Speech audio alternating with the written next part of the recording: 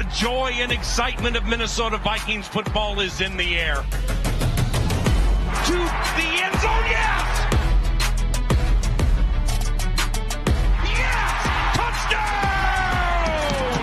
Let's go! And good afternoon, everyone, and welcome to U.S. Bank Stadium, and welcome to Vikings Pregame All-Access presented by the Salvation Army. I'm Mark Rosen, along with Ron Johnson and Ben Lieber. Yes, we know the Vikings are in the midst of a big three-game winning streak, all games against divisional opponents, now getting set up with a 4-5 record against the 2-7 Dallas Cowboys here at U.S. Bank Stadium at 3:25 this afternoon. Today's show, we're going to get caught up on some of the early noon games, some of what's happening around the league, including what looks like a pretty serious injury with a quarterback in the league. We'll get into that a little bit later. We'll look at some of the fantasy leaders for your fantasy football team and get Ron's keys to the Vikings getting that big victory today to get back to the 500 mark against Dallas. We want to also see how you're watching today's game, so tweet us a picture using hashtag Skol for a chance to be seen in the show. But gentlemen, let's start kind of doing a pregame wrap-up about what's going to be happening with this game today. Ben Lieber and Ron Johnson. The Vikings on that three-game winning streak. They've worked so hard, Ben, to get themselves back in this conversation. And you're playing meaningful games at the end of November to have it slide, for lack of a better way of saying it, have an Atlanta type of effort. They got to keep the pedal down now. Yeah, they really do. It comes down to just the focus. Can these guys stay focused? Because right now we've seen the pendulum swing from everybody doubting the Vikings, saying, "Hey, should they tank for this guy? Tank for this guy? Should they trade? Should they be in sell mode up to the trade deadline?" And now everybody's patting them on the back, giving them all sorts of adulation. Can they rise above the distraction of praise? And that is a real thing. So can they stay focused on the task at hand this week and get yet another win? There's the mental side of it, Ron, but there's also just the physical side of it. How do you think the Vikings match up against the Cowboys today? Oh, I think they match up well when you look at what the Cowboys do offensively first. The big thing is they're going to want to get you in single-man coverage. Well, we know Zimmer lately has been working on that with his young DBs. Physically, linebackers, they're going to match up well. Ben's going to bring it up later about the switch around their offensive line. It plays to the Vikings' favor. And then when you look at the reverse side defensively, their defensive backs, Trayvon Diggs, one of their better ones, is out for the rest of the year most likely. And then you have a guy named Xavier Woods as safety who's a tackler but not a great coverage guy. So if Justin Jefferson and Adam Thielen are put on islands with these DBs, it works. So this is one of those games where I know Kirk wants to take what the defense gives them, but this is one of those games where Kirk has to maybe take a look and say, all right, I got JJ down the field. I gotta chuck it down there. Yeah, we got a lot of great individual matchups to get into. We'll break those down as we take a look at the pregame warm-ups. But first, the Pro Bowl voting has begun. We want to make sure you get your guys in. That means the purple guys in as well. So go to NFL.com/Pro Bowl to cast your votes.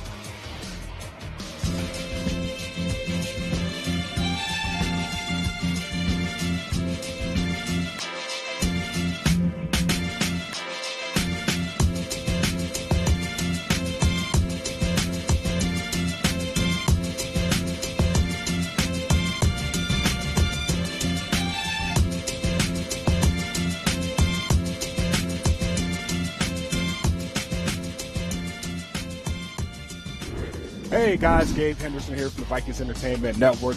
So we all know the Pro Bowl isn't physically happening this year in Orlando, Florida due to the ongoing pandemic, but you can still vote for which Viking you think should be selected. Last year we had 8 guys selected. This year, I think we can get a number close to that simply because you got guys like Adam Thielen, Aaron Kendricks, C.J. Ham, Harrison Smith, all having Pro Bowl caliber seasons. My job today, though, is to get you guys up to speed with who I think are no-brainers to make the Pro Bowl this year, starting with the walking turnover himself, Mr. Eric Wilson. The only linebacker right now with 3 sacks, 3 INTs, and did I mention he has 2 fumble recoveries also? That's leading all linebackers. Right now, he is the walking turnover for this defense. And I know we're not talking apple turnovers right now, but the way he plays is sweet to watch. Moving on to another player, the rookie phenom, Justin Jefferson, leading all rookies in receiving yards per game. 762 yards right now is 7th overall in the NFL. He has 7 games left to break the all-time rookie receiving record in franchise history for most 100-yard games for a Vikings rookie receiver. There's only been 2 receivers that's been in franchise history that have been selected to the Pro Bowl as a rookie. 1, Sammy White in 1976. 2, Randy Moss, 1998. Let's make Justin Jefferson number 3. Moving to number 3, number 33, Dalvin Cook. The chef, he's a no-brainer to make the Pro Bowl this year. Leading the NFL in rushing yards, rushing touchdowns, rushing yards per game, scrimmage yards. If the MVP award was an MVQB, I think Dalvin Cook would be in that conversation also. But I digress. Get all 3 of those guys in the Pro Bowl, and you can do that right now by going to NFL.com/Pro Bowl vote. And starting December 1st through December 17th, you can vote directly via Twitter using the hashtag Pro Bowl vote with the first and last name of the person you want to be selected. Let's get all these guys in the Pro Bowl. Mark, back to you. All right, thanks, Gabe. And back with Ben Lieber and Ron Johnson, Mark Rosen here. And, we talk about the Pro Bowl guys. Obviously, Dalvin Cook's the no-brainer. And you think about Daniil Hunter out for the year, Anthony Barr out for the year. Those guys are almost automatic in the Pro Bowl. So listening to what Gabe had to say, Ron Johnson, let's start with you. Any big surprises? Obviously, Dalvin's a shoo-in, but beyond that, winning does help. Yeah, I think Justin Jefferson, he's a shoo-in for a lot of stuff, but it is going to be about who can go to the playoffs, who can win. There's another really good rookie receiver in CeeDee Lamb here tonight, so you'll see both of these two on the stage at the same time. But I look at Adam Thielen's numbers, 9 touchdowns, tied for the first in the league, and then Justin Jefferson's 700-plus yards. If they could come together and make like a bunch of little mini-bots, kind of like, Voltron or Power Rangers, I think that duo together is a Pro Bowl receiver. But, yeah, I think Adams' 9 touchdowns, yes, his numbers are a little bit lower than normal, but he deserves to be in there. I love the fact you referenced Power Rangers. That's all that matters. Ben, you like the defensive side of the ball. You like a lot of these linebackers. Eric Kendricks is having one of those years to kind of help keep the glue together in that backside. Who else do you like potential Pro Bowlers on that defense? Let me stop you right there. I have to talk about one guy on offense. Get the hammer in the Pro Bowl. C.J. Ham, the best fullback in the NFL. You can't have the number one rusher in Dalvin Cook and not have the guy that lead blocks in front of him just pulverizing people in the hole. Watch him play. He's not a stat guy. You don't chart stats for the amount of pancakes and the guys you move out of the way. Get C.J. Ham in the Pro Bowl. I'm going to chart that today. I'm going to chart how many pancakes he gets. You do that. So defensively, though, yes, you got to have Eric Wilson and Eric Kendricks as well.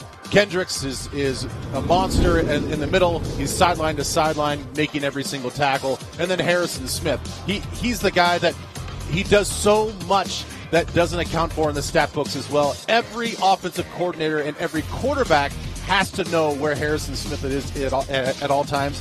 You have to game plan for him. He's the most important guy on the defense, so he deserves to be in the Pro Bowl as well. That's yet to be determined, but what's your opinion about the all-purple today? Going with the all-purple unis today, guys. The prime-time purple? Yeah, that's that Thursday night type of vibe, and I like them. I like those jerseys. Stylish for sure. That's Kirk Cousins and Garrett Bradbury come on the field, and I want to get your opinion about this. Ben, we talked to a former teammate of yours, John Sullivan, this week on Skol Stories, and I asked him about Garrett Bradbury, and he was gushing about him, and he knew a lot about him, and he said he's got a chance to be a really big star. He's smart, he's athletic, once he grows into his body, understands the game, he says he's really the right man for this job. Yeah, and I heard that, and he was fantastic. You guys were fantastic with him, and the thing that I think is so true to what John was saying is that it does take a few years to take the gym strength and translate it onto the football field. Understanding how do I use the strength that I've built in the weight room to go against these big guys, the Akeem Hicks of the world that are much bigger and much more physical. But how do you use that leverage? And he says he's starting to figure out how to use that leverage. And once he does, he's got all the athletic tools. Once he figures out the physical tools, he's going to be one of the best in the league. Ron, let's get back to the guy who's going to be taking the snaps under center. There's a little plug for the show. Kirk Cousins. Dalvin Cook was pulverized. He was pulverizing last week against the Bears. Had to run the ball a lot, but had to grind it out. And Kirk Cousins had to make some big throws. And what did you see from his game last week in primetime Monday Night Football that impressed you that you'd like to see be carried over on a fast track today? Yeah, well, there's a weird stat that they have that looks at completions that you're supposed to make versus completions you actually make.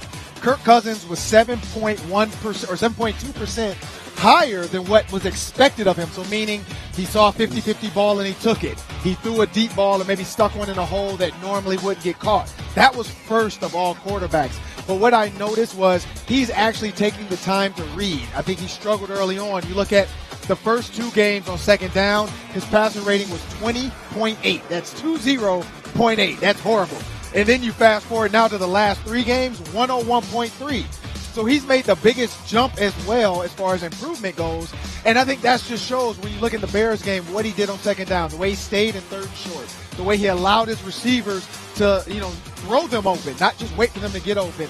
And I think that's the progression of Kirk Cousins. That's how good he can be. And when you look at games like the Bears, I love looking at Twitter when you don't hear people say, well, look how much money we're paying him. Yeah, when he plays well, people forget how much they're paying him. Welcome to Twitter. and to that point, Ron, that touchdown pass he had to Adam Thielen, a lot of quarterbacks aren't going to make that throw. No. But he's starting to trust his guys and really throw his receivers open. And you hear people talk about, the quarterback's got to throw the receivers open. A lot easier said than done. Right. Because you also don't want to throw the ball in the defender's hands Correct. as well. So that was one of those cases where he threw the guy open, trusted his receivers. How many times have we seen the ball come out before Justin Jefferson's making his break? He's starting to get the timing down with him as well, and you've seen him. You've seen his moves on the field.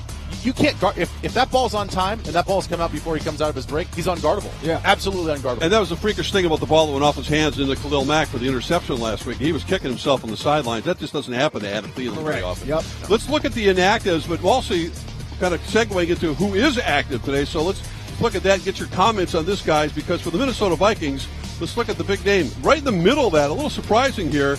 We'll get into Ezra Cleveland in a minute, but Cutting, the long snapper, inactive, and I don't think it's related to anything other than his performance. We know special teams has been a huge issue, getting a couple of punts blocked. They got away with that. Last week, more issues, a combination of things, but a little surprised, Ben, to see Austin Cutting getting cut today.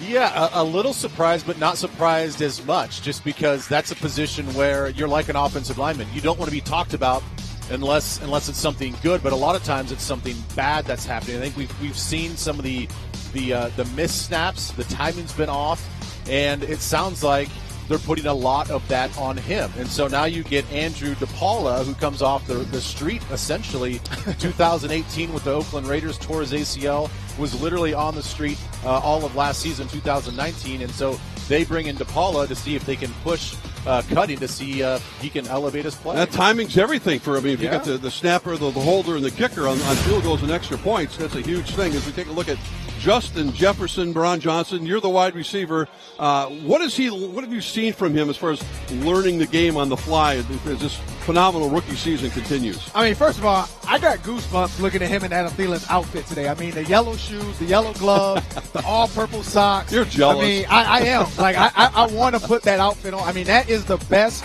ensemble I've seen in a while. Woo! I like that. No white in the socks. Like, that's how you stay clean right there. Like, first of all, he's dressed like a veteran. Like, I've seen some rookies look absolutely terrible because you don't know how to dress. This kid looks good. But, I mean, Ben brought it up. When you watch some of the things there, look at, I mean, that's just. See, but the thing is, though, it looks good on a guy that's trim and lean. you know how many defensive linemen put that on? Like, they look at themselves in the mirror like, I can't make this look sweet. I look like a giant grape. I mean, I hope they zoom in on Adam Thielen's Adidas because you got to get the Adidas yellow cleats. But when you're talking about Justin Jefferson, Ben brought it up. Oh, yeah, look at that. Oh, my goodness. That's sexy right there. That is just – I mean, even Adam, his swag, I mean, he has to give credit to Stephon Diggs because Adam as a rookie did not have that swag. But now, I mean, he has the no white showing in the sock. Like, that's totally, like, gross in Adam Thielen. But, I mean, sorry not to get off. It's a good thing that his play is matching his look. Exactly. Yeah. But when you look at Justin Jefferson, I mean, he's doing things that rookies can't do. I remember being a rookie, and it's hard because you're just worried about the routes. You're worried about coverage changes. You're worried about, okay, all of a sudden they're in 3, now they're in 2. Oh, wait a minute, no, that's cover 4. But what Justin Jefferson's done, and I've talked to Adam Thielen about this, Justin Jefferson listens. He comes to Adam at practice. He's texting him. They're talking. They're, on the field even, when you watch on the sideline, he's over there asking Adam, other than saying I'm cute, he's asking Adam, what should I do? What does this look? What are we getting here? And so Adam, having a guy like Adam Thielen to be his teacher, I think that's what's helping. But then also just his swag. I mean, you look at LSU with the Odell Beckhams, the Jarvis Landrys, the Jamar Chases. Like, they are now almost becoming wide receiver U. And when you look at the product they're putting on the field, it's just pro ready. And so they're able, and they're doing a lot in the offseason. I mean, we saw Justin Jefferson catching balls in the forest. So, I mean, he's working on the releases and all the top of the route stuff. So he's not just out there running routes. He's also setting guys up. Ben, you played with Adrian Peterson in his prime as we look at Dalvin Cook's year. And is there such a thing as a pitch count when you start using a running back a little bit too much? Would you like to see the number of carries reduced, or is it just like this guy is so good you don't want? He could be so good in the fourth quarter when he can wear a team down.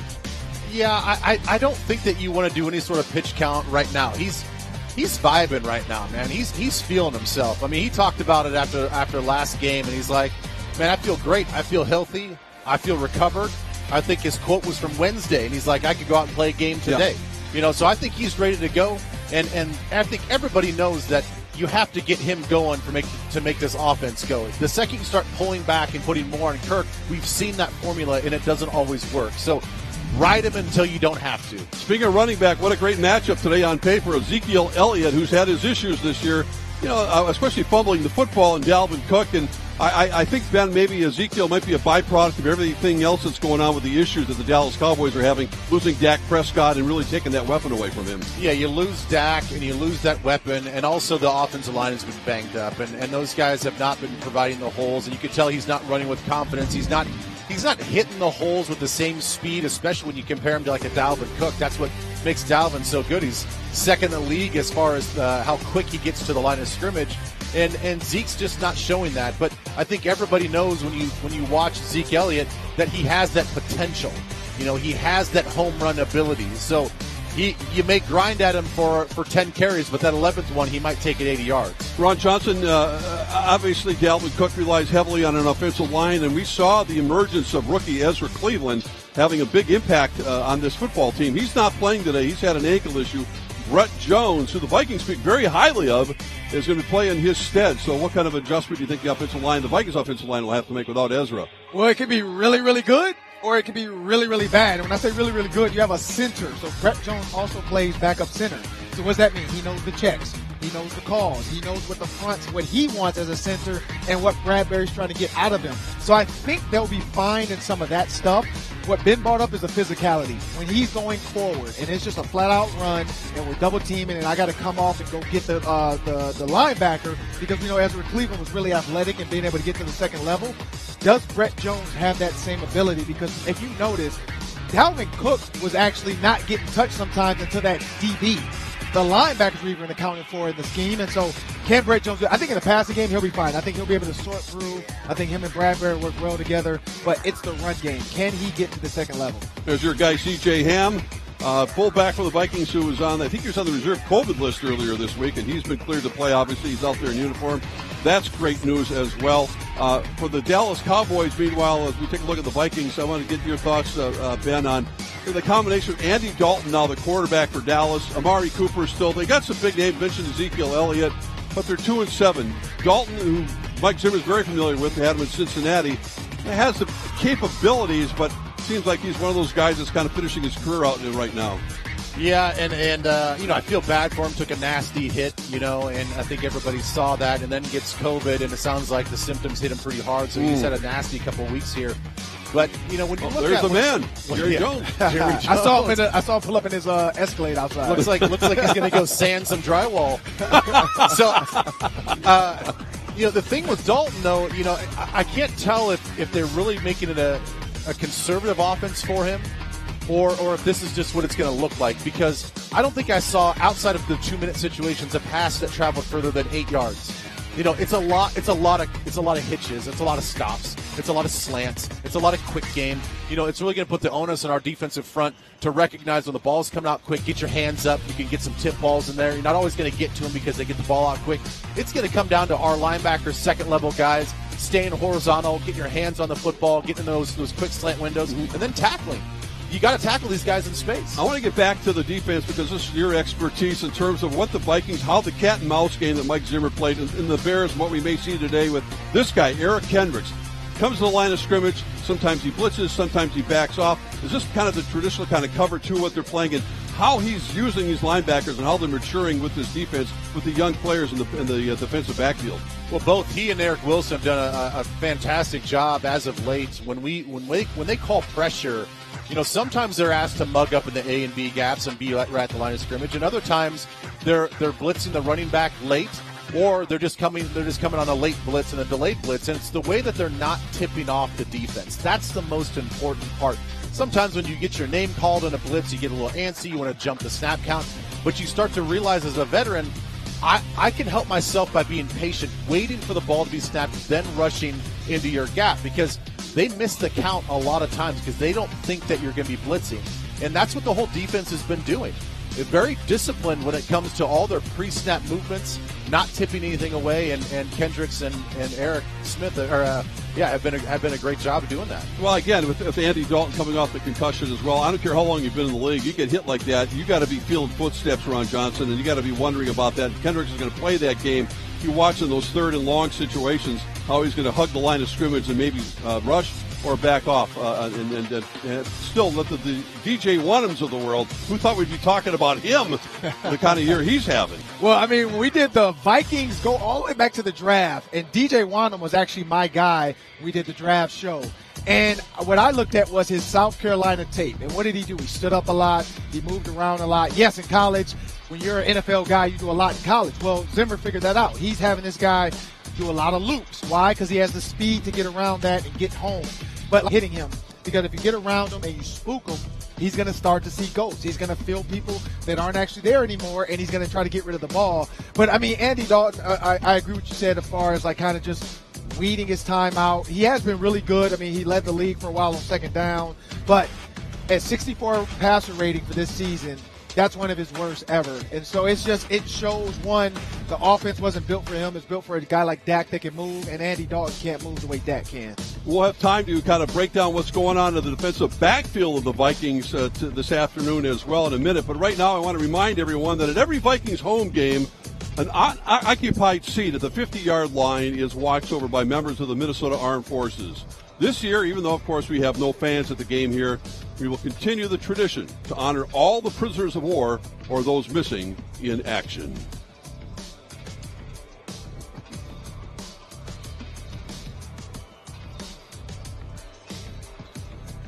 All right, guys, we get back to warm-ups. I mentioned the defensive backfield, and Ben, let's talk about the Cam Dantzler returning. I kept looking at the inactives thinking he still may be on it.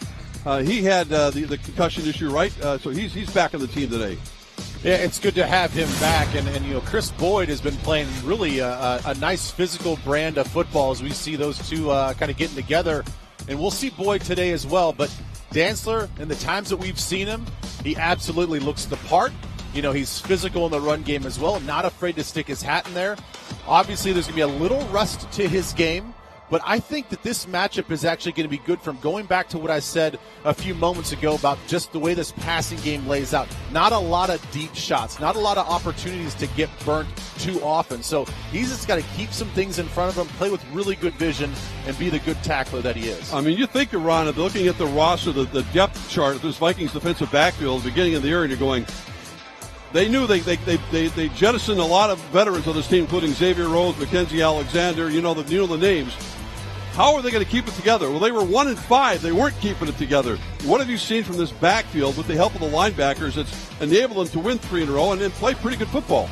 Well, first, I want to say that they don't match. Like, they need to either go yellow sleeves and yellow gloves or go purple sleeves and purple gloves. Yeah, Cam Dantzler's not matching, in my opinion. Like, he's got to throw that swag away. Like, he needs to go over there and talk to Justin Jefferson and say, hey, bro. He's just coming back, you know. I mean, the shoes are cool. He got the half purple, half gold Adidas shoes. I like that. But what if they're Nike? Would you say that they're cool then? Yeah, I would. If they were half and half, the yellow purple. But I mean, he's got to go gloves and sleeves. Do they have to switch shoes for the game? Some of them or no? It depends. Yeah, if your shoes aren't game approved, yeah, you can wear them for warm up. Then you got to take them off and put on your regular game shoes. So I don't know if those would be cleared or not. Yeah. If those are just warm up shoes. But yeah, he's got to get the yellow gloves or get the purple sleeves. You can't mix and match it. But the one thing I'll say about this defensive backfield. Mike Zimmer's done a great job of understanding I need safety help. You know, for years, he lived on the Trey Waynes and Xavier Rhodes boat where it's like, hey, I know I can put these guys on an island and they'll be okay. Now he realizes I got to keep a guy too deep. I got to keep a guy back. Yes, Chris Boyd has played well so far, and you see some plays in the Green Bay game. You see some plays in the Steelers game. And he has the yellow cleats, so I'll give him that. And, Ben, I know there's one player, I know you like just saying his name and also talking about him who's emerged, Hercules Mataafa. I mean, he's all pumped up. He said, man, I belong in this league. They take him a while to kind of find his role on this football team. Yeah, they really have. I mean, and the thing is, it's been an interesting development for him. That you go back to college, and he was more of an outside guy. You know, he was more of a true speed rusher off the edge, and really was a problem for a lot of tackles and tight ends. He comes to the Minnesota Vikings. They move him to 3 technique. They try that bit out. They ask him to gain a little bit of weight. And that's just not his gig. He's a fast guy. He's a fast twitch guy. And so now you're starting to see him moved outside on the defensive line a little bit more. They're moving him on stunts and twists a little bit more. That's his game, and he's starting to figure that out. He's doing such a better job with his hand usage, knocking the offensive lineman's hands down, and that's all he needs to knock those hands down, get skinny, and get upfield. And what color is his sleeve and gloves? Yellow. And he got the Jordans on. Okay, so he's swagged out. So he's Ron approved. Exactly. Okay. He's swagged out right now. I want to mention a guy that's making me a little nervous every time he touches the football. KJ Osborne. Oh, and okay. I got to tell you, my own personal feeling, I know he's been returning kicks, returning punts. Personally, and I know nothing more than what these guys do, I'd rather see Amir Abdullah back there, but am I wrong in thinking once in a while he makes me a little anxious at times? It hurts my heart because I liked him coming out of Miami. Like, know, but you know, I watched him when we drafted her, we picked him up, and I'm like, oh, this guy's got some stuff. You know, he played the slot a lot. He created a lot of separation in college, and I'm like, all right, he's got that short area quickness that you look for in a return guy, and he just really hasn't done what I thought he was going to do. So I'm with you. I would like to see some more production out of him. I'm giving him a little bit more of a free pass because I'm emotionally attached to him. That's okay.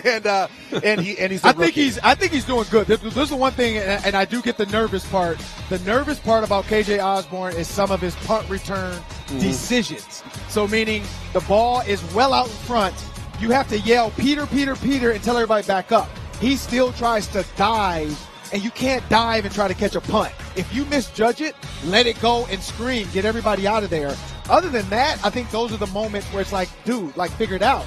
But he's a rookie. The punt height is a lot different than college.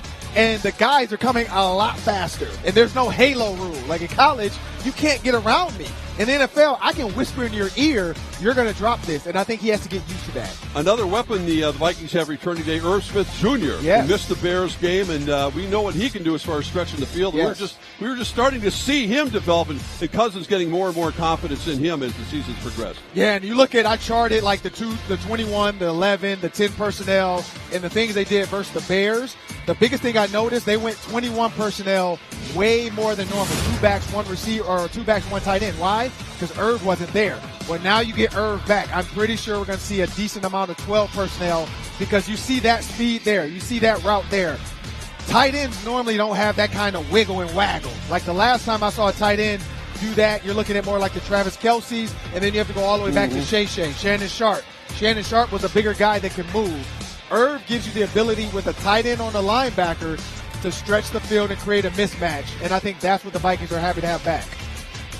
And he purpled on purple. Like, that's how you do it. Absolutely. You pick one. Well, and I would say the thing that's important to his game and really the whole setup offensively is that he's not just split out. Yeah. You know, he's okay being an inline tight end. You know, he's not the greatest run blocking tight end, but the fact that he does it and the fact that you have to honor and respect that helps him get open. That actually, you know, sometimes you're a step behind as a defender if you've got him in man coverage because you're not quite sure if he's going to run block or he's going to release. And Ron, let's not forget about this guy. I think Kirk refers to him as kind of the human mattress. Every time he throws the ball at him, he knows he's got those soft hands. Kyle Rudolph, you can't take it for granted. He still has that game in him. Yeah, and Kyle Rudolph, I mean, we saw the tweets, and I still have a lot left in the tank. The one thing I liked about the Bears game was Kirk Cousins threw like a 7-yard route, and Rudy broke a tackle and got the first down. So, yes, he's still reliable. Yes, he's still a red zone threat. I think the biggest downside this year is Adam Thielen has become your red zone guy, so you don't see the Rudy plays in the red zone. But, yeah, Rudy's still there, but he benefits from Irv Smith. When Irv Smith is there, it's less attention on Rudy and more on Irv, and then Rudy comes open. Looks like Dalvin's doing the pregame chat again, Ben. That you called that the last time, right? You said if we keep winning, he's got to keep doing it, right? Yeah, you got to. You have if to. he's the guy getting the guy's hype, you got to do it. He's a leader in this team. You know, he's the MVP of this team, and one of the leading candidates for MVP, though running backs don't get that kind of recognition in the league. As Dalvin Cook and the Vikings leave the field, we're just a little over a half hour away from kickoff between the Minnesota Vikings and the Dallas Cowboys. We'll get back to talk about some more of the matchups here in just a minute, but first, we have a special performance by the Vikings Skull Line.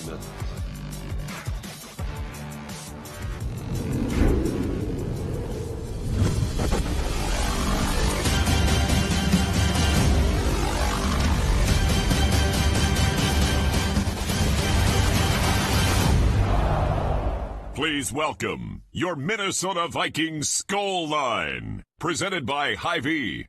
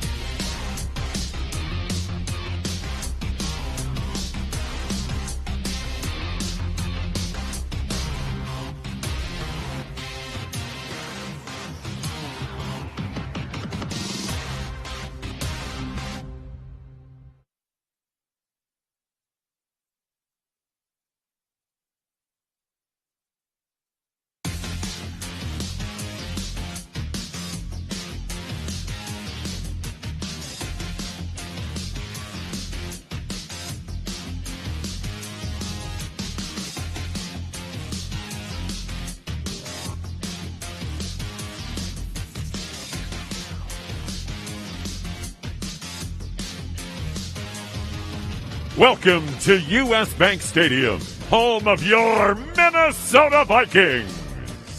Today's Week 11 matchup features the NFC East Dallas Cowboys versus your Vikings.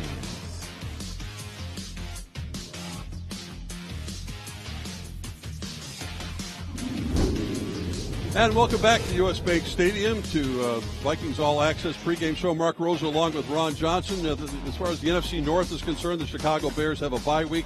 The Packers are playing at Indianapolis, also in a 3:25 start, but we can check some scores of the early games. The Detroit Lions are playing in the noon game.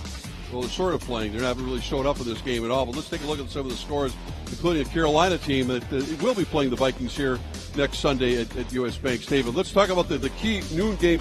Tennessee in a really good one, 49 seconds to go, leading the Baltimore Ravens. Just a wonderful rivalry here in this game with Tennessee and Baltimore, Ron. Yeah, and Lamar Jackson, surprisingly enough, he's only thrown for 177 yards, and then you look at it on the ground, he has done well, 51 yards on the ground. But the Titans, Derrick Henry under 100 yards as well, so the Ravens defense figured it out. You hit him early and often, and you can get him to fold.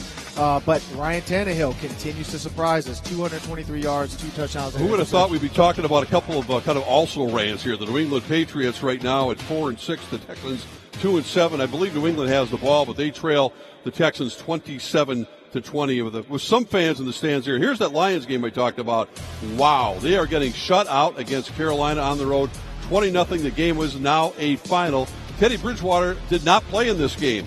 I know I saw him got hit in the knee, which I think all of us held our collective breath because we'd all love to see Teddy play here against the Vikings next week, but I don't even know who his backup was today. But the Lions are a mess right now. They dropped the 4-6, and they're going the wrong direction.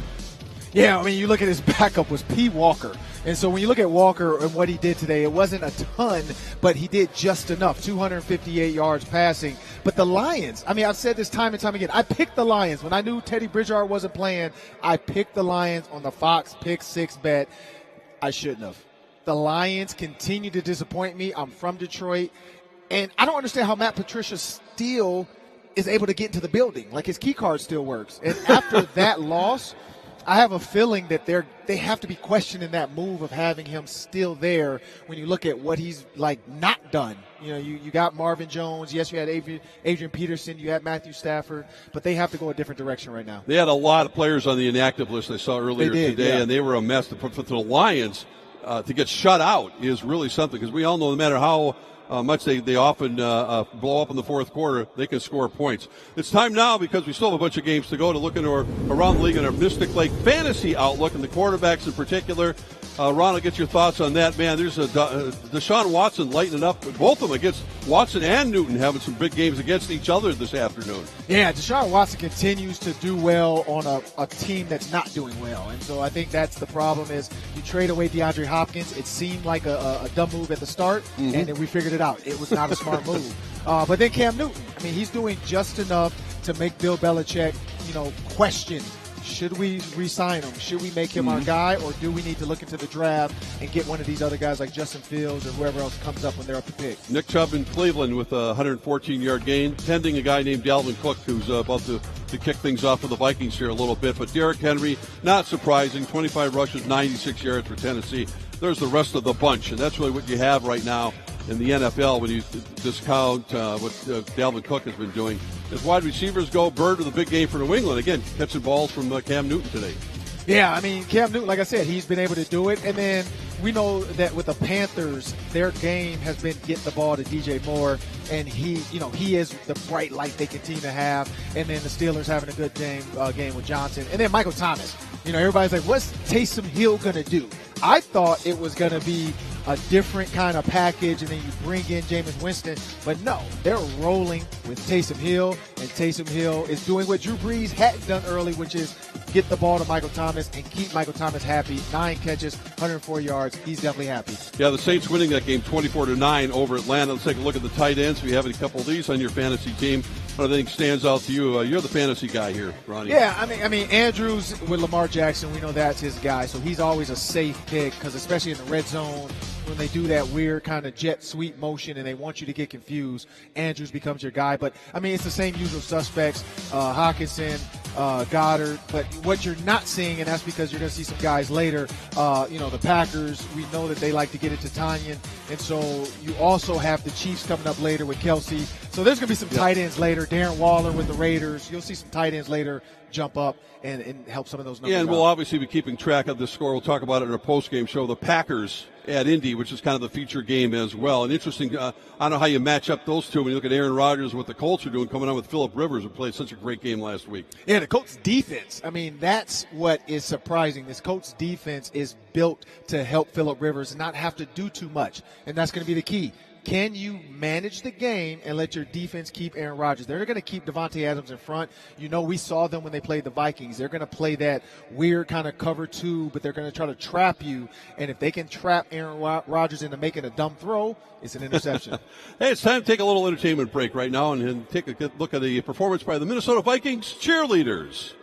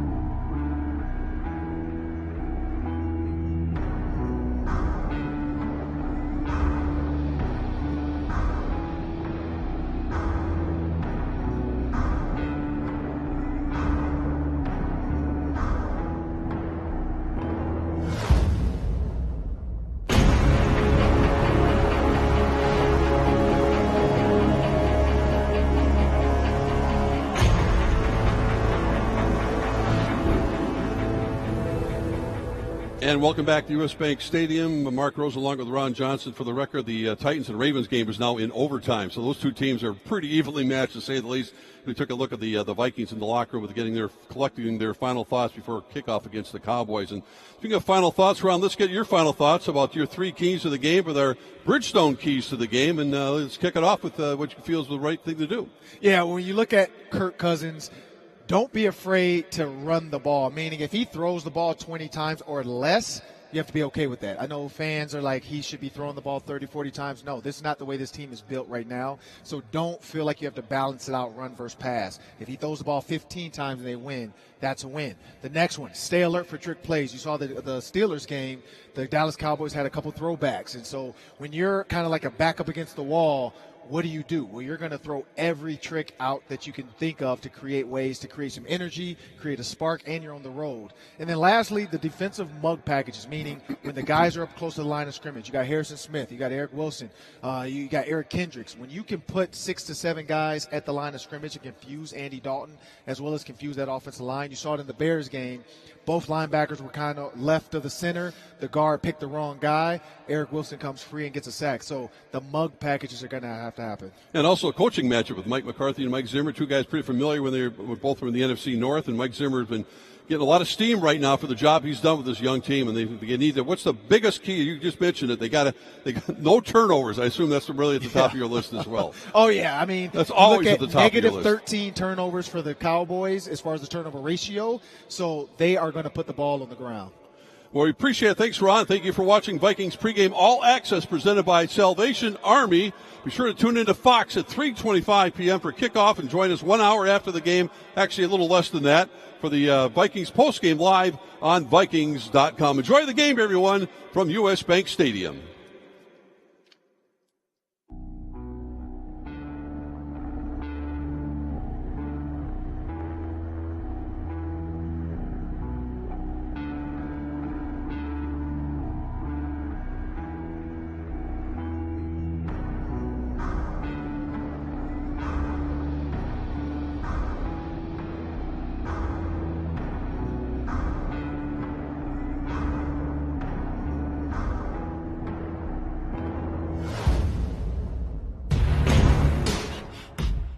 One thing to say, y'all boys.